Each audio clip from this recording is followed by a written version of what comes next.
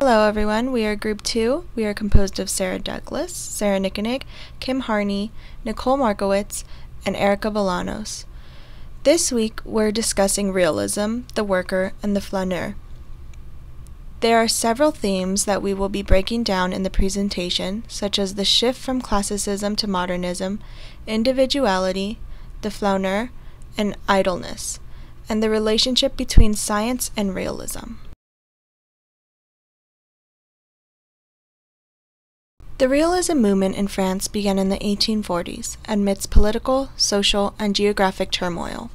The French February Revolution in 1848 marked the beginning of a wave of revolutions across Europe as a result of widespread famine. Due to this, large refugee groups consisting of members of the poor and peasant classes migrated in search of food and employment. This included 1.5 million Irish, who emigrated to America during the 1845-48 potato famine. This societal and political upheaval led to a change of thought, which translated into the art of the time. We begin to see a shift in subject matter. Artists begin depicting scenes that speak to their unhappiness with the upheaval of the government, and the poverty and deconstruction that followed. During this time, landscape painting and scenes of the country life were becoming increasingly popular. Those living in urban centers wanted a reminder of a simpler past before the dawn of war and industrial change.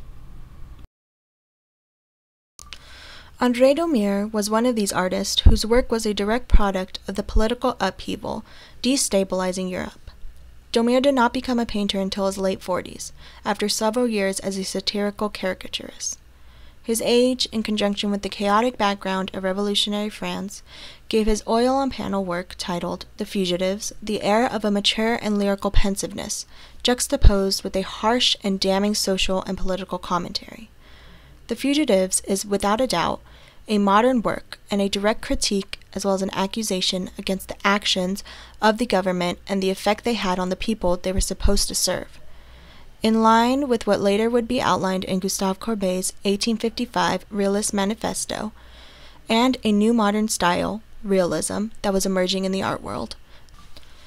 This work deals with a very real and tangible theme of the artist's own epic, the refugee.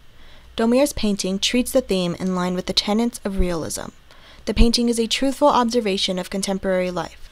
The theme of the refugee would be one that Daumier would revisit in his works several more times throughout his career as an artist.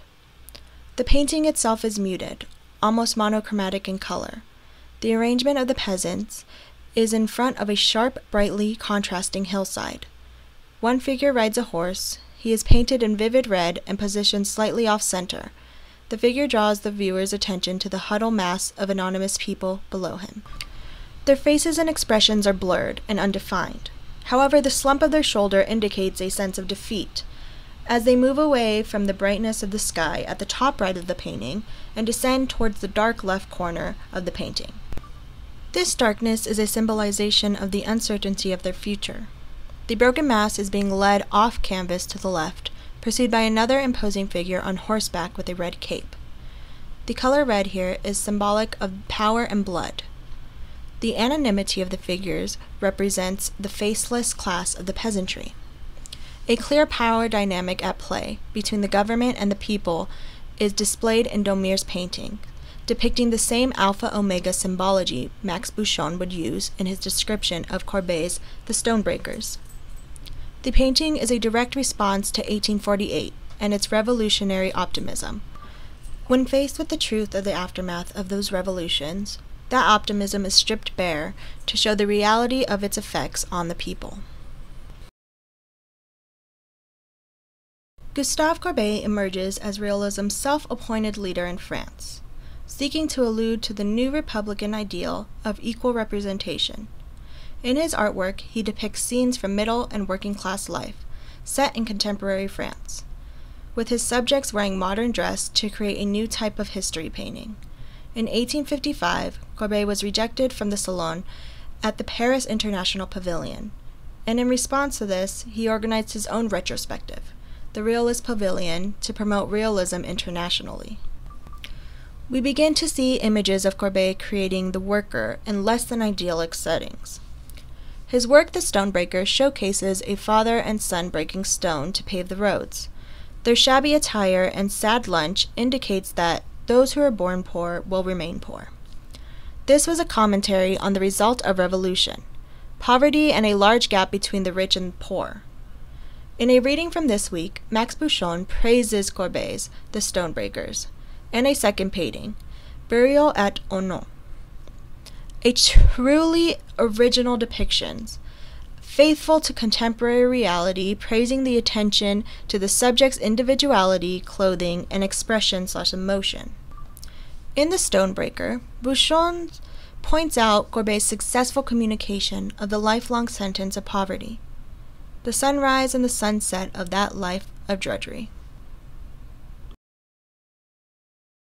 Another catalyst of realist art was the writings of author Charles Baudelaire.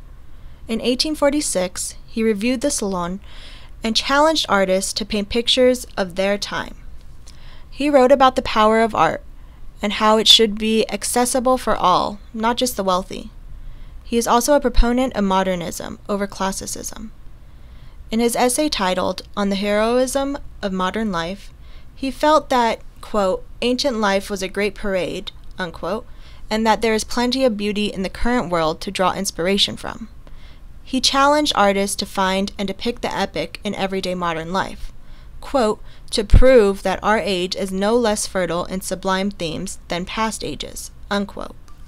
In his influential publication titled The Painter of Modern Life, Baudelaire makes an impassioned case for the newly introduced term modernity, meaning, quote, the ephemeral, the fugitive, the contingent, the half of art whose other half is the eternal and the immutable, unquote. He argues that, in order to surpass their predecessors, artists need to represent the particularities of their time rather than imitating the classical. For Baudelaire, this meant the abandonment of general beauty, which is the classical or the ideal, and the incorporation of particular beauty, which is the beauty of contemporary circumstances, such as fashion, mannerisms, expression, and class, in order to evoke the moral and aesthetic feeling of their specific time in history. Baudelaire also makes the argument that true moral beauty is not solely the product of nature, as untamed nature is a source of evil and crime, but something that needs the cultivation of philosophy, reason, and religion. Quote, everything beautiful and noble is a result of reason and calculation, unquote. In this way, Baudelaire regards modern elements such as fashion as not separate from the individual's clothes, but rather inseparable and a reflection of the reformation of nature and the primitive nobility of the soul. Around this time, a new figure emerges, the flaneur. He was the archetype of the modern man, whose character, taste, and comportment were idolized and emulated by prominent 19th century figures, such as Charles Baudelaire, Edgar Allan Poe, and Victor Fournel. Deriving from the French verb flânerie, meaning to stroll, the flaneur is an idle observer, quote, giving oneself up to the spectacle heart, soul, and senses, unquote. Those are the words of Fournel. He is a man of means who is an embodiment of progress, social trends, and the movement of bustling metropolises. In his short story, The Man of the World, Poe employs the character of the flaneur as both the observer and narrator. Although the story focuses mainly on the mysterious man the narrator follows throughout the city, the narrator has all of the qualities of the flaneur. He is a convalescent who idles in the streets and cafes of the city, allowing the throngs of people to ebb and flow around him. Observing everything with a childlike sense of wonder and fascination, he mentally documents his surroundings. Most importantly, he is a man with nowhere to go, who feels most comfortable as an invisible observer lost in the crowd. The flaneur also plays an integral role in Baudelaire's idea of modernity, embodying the qualities of passionate observer, childlike wonderment, and near photographic recall of all that he observes. Another theme found in this week's reading is the individual. With the shift away from classicism, artists like Courbet were more interested in creating living art instead of copying works of the past. They wanted their art to express their views on the world around them, and not of ancient times. Courbet also disliked the term realist, for it was thrust upon him and he felt that titles never really got it right. There is also a shift towards the spiritual. In his essay titled The Individual, Søren Kierkegaard writes that a more inward change will become the savior of Christianity. He feels that it is the individual's responsibility to bring themselves to know Christ. This look inward will continue to guide artists throughout the 20th century. With the political upheaval, artists began to focus on the individual and move away from the classical, which is when realism starts to blossom. Realism seeks to express the human condition through artistic engagement with ordinary and contemporary life, including depictions of extreme poverty, death, and violence. Advocates of realism praise its democratic style, while detractors say it lacks poetry and imagination. The beginnings of socialism can be seen in new depictions of the poor, which call attention to horrendous working conditions and concerns for the lack of opportunities for betterment in the rural and urban peasant classes. We will look at two paintings to depict this fascination with the worker: The Gleaners by Millet and Recall of the Gleaners by Breton. The Gleaners show three women bent over, picking up leftover hay, but there is no glory in this.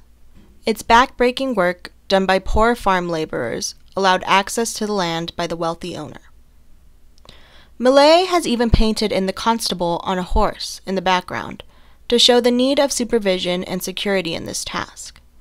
The feeling of hunger and poverty comes across in this work, something that was very present in France at the time. Now, in contrast, Recall of the Gleaners shows the women on their way home from the field with a large bounty of wheat in each hand. Compared to the more solitary feel of the first painting, there is a more social aspect in this work, with the number of women and even children present. They don't look exhausted. Instead, they look content with their labor. This would have been the more popular choice for collectors during this time. With the popularity of landscape scenes on the rise, artists began focusing on these scenes to meet demand. After his rejection from the 1855 Salon, Courbet declared, quote, "I have studied the art of the ancients and the moderns. I have not tried to initiate the former or copy the latter. All I have tried to do is to derive a reasoned sense of my own independence and individuality, to record the ideas and aspects of the age as I myself saw them, to create living art." End quote. This declaration is key to understanding the artist's work and approach to painting in general. Because of his aim to create living art of his own time, he painted many landscapes and events from the Hainaut region of France. This is where he grew up. He chose scenes familiar to him, ultimately as a reflection of what he knew and as his own declaration of artistic individuality. In his dark-toned landscape painting, titled Entrance to the Puy Noir Valley, he challenges the traditional aesthetics championed by the Salon by depicting an unorthodox rustic scene in a revered and monumental scale, which was usually reserved for historical artwork. Soft light filters through the canopy of lush green trees, while the stream gently breaks through the center of the painting. Courbet manifests movement in the stream by juxtaposing the clarity of the rocks, as seen through still water, with the white opaque froth of the water moving downstream. His use of light and shadow is heavily intricate and creates a very familiar atmosphere to the viewer. As light breaks through the foliage, a large boulder to the bottom right of the painting is illuminated. A tree slightly off-center is also brightened by the filtered light, while a large portion of the valley remains in shadow. This creates the effect of an eternal serenity. Courbet was obsessed with inundating his paintings with accurate and precise details, in order to reflect the valley as realistically and emotively as possible. The artist's painstaking study of this landscape is clear. In fact, it was one of many paintings he created of this site in France, which had remained a dreamlike reminder of his youth.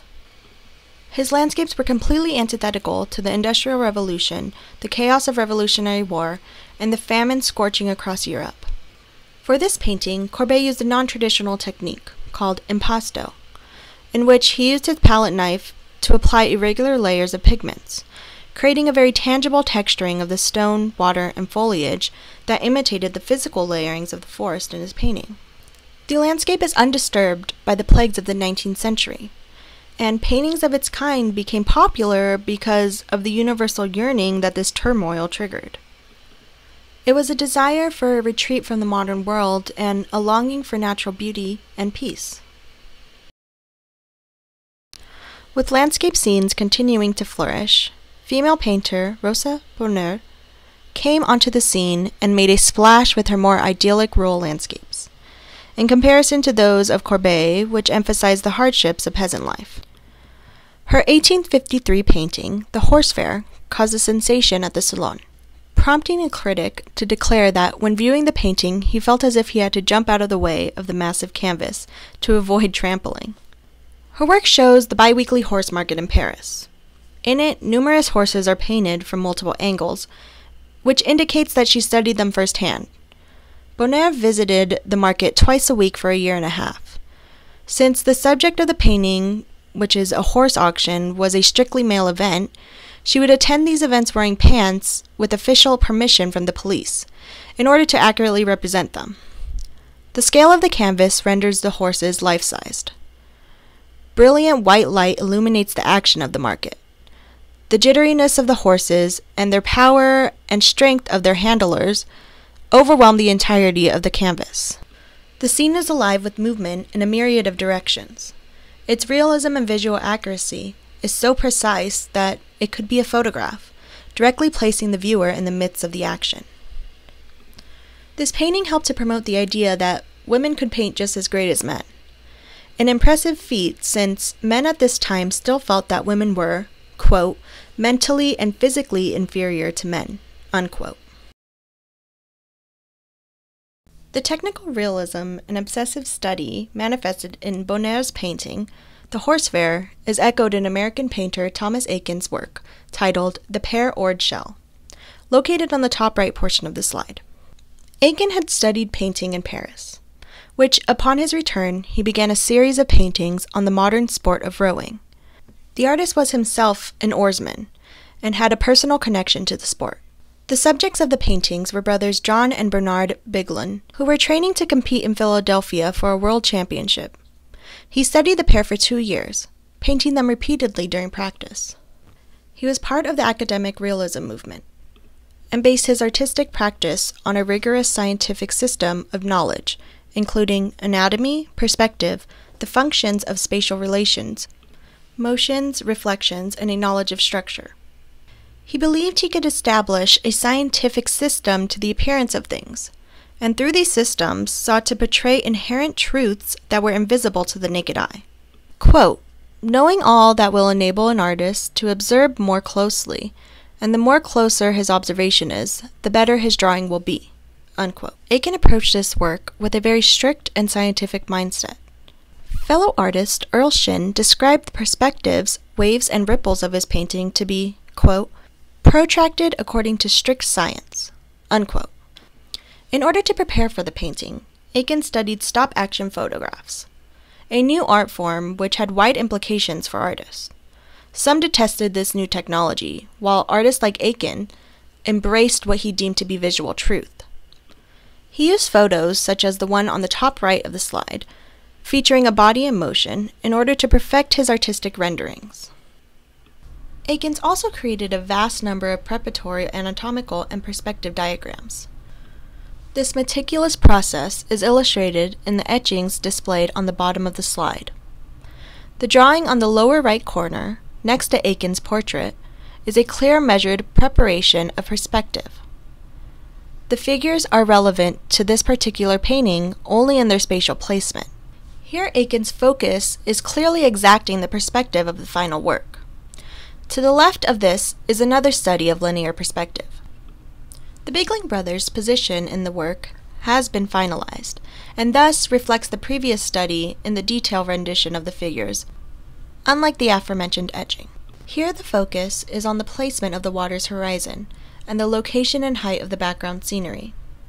The lines of perspective mark an exact and perfectly measured center to the painting behind the brothers, which highlights the pillar behind them. It is clear that his ultimate goal was visual truth, obtained through close study and observation, a goal that he declared demanded a full knowledge of the laws of nature and art technique prior to executing a completed work at any cost, as will be further illustrated in the next slide. Eakins' paintings were heavily researched, broken down according to scientific category, rendered, then pieced back together, resulting in odd discrepancies in the illusion of reality. Although this deconstructed then reconstructed process was meant to emulate the truthiness of photography, it led to a visual incongruency in the completed work that ultimately highlighted that the conflicting systems of knowledge he employed were inherently incompatible with the illusionistic painting process. Just like in The Pear-Ored Shell, in his painting titled A May Morning in the Park, Eakins begins to incorporate Edward Muybridge's action photography in his study of motion. In this scene of Fairman Rogers' elaborate stagecoach, the limbs of the horses drawing the cart are painted with careful exactitude, frozen in place, while the spokes on the wheels of the carriage are a blur of zigzagging brush marks that indicate the wheels spinning at a high speed. This creates a sort of cognitive dissonance between the stationary legs of the horses and the spinning wheels. Although Eakins ultimately failed in combining science with pictorial illusionism, his process was incredibly modern for its time. His work questioned the relationship of pictures to the world, and ultimately his experimentation with representing motion, continuity, and duration were concepts that would continue to be explored by the Cubists, the Futurists, and the Dada movement well into the 20th century. Technological advances in the 19th century led to machine-made cloth, chemical dyes, and the invention of the sewing machine, all of which contributed to making clothes more accessible and cheaper to produce. Manufacturers realized that by changing the styles periodically, they could induce women to purchase more dresses in order to keep up with the changing trends. As a result, periodicals or journals made specifically to advertise the newest fashion to women proliferated and helped to start the capitalist fashion industry. The fashionable silhouette for women of the 1850s was defined by a small waist, drooping shoulders, and a voluptuous skirt that steadily grew in size through the decade. The large skirt was supported underneath by multiple petticoats, sometimes up to 7 at once. At least one of these petticoats would typically be a crinoline. This is a type of petticoat that was stiffened with horsehair, which was eventually replaced with the cage crinoline. Daytime dresses featured high necklines, often completed with a wide white collar, long sleeves, and most frequently, a straight or curved waistline. A shawl and decorative hat were the preferred outerwear for women, and accessories and trims such as fringe, tassel, ribbons, braids, and cords were very much in vogue during the 1850s for use on both the bodice and skirt.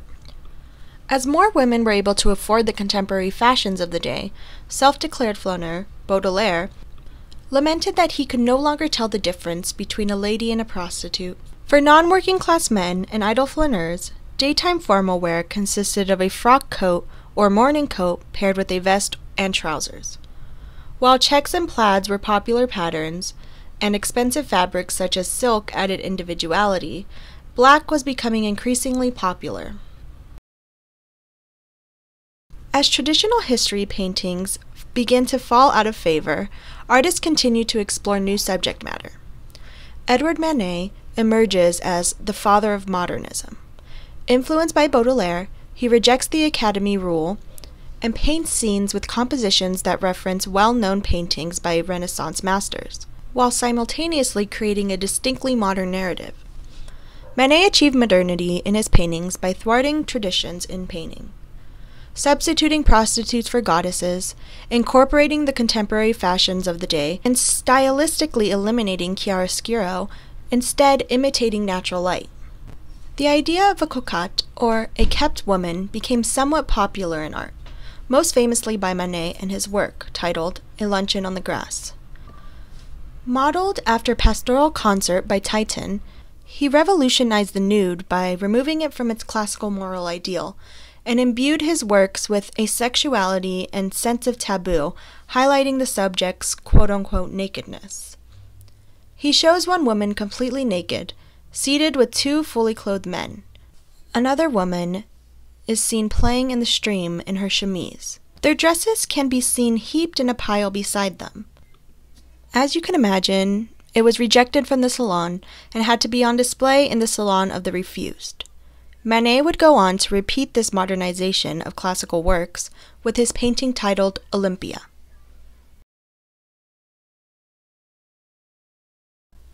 In Manet's 1868 work, Portrait of Émile Zola, he paints his childhood friend and ardent defender.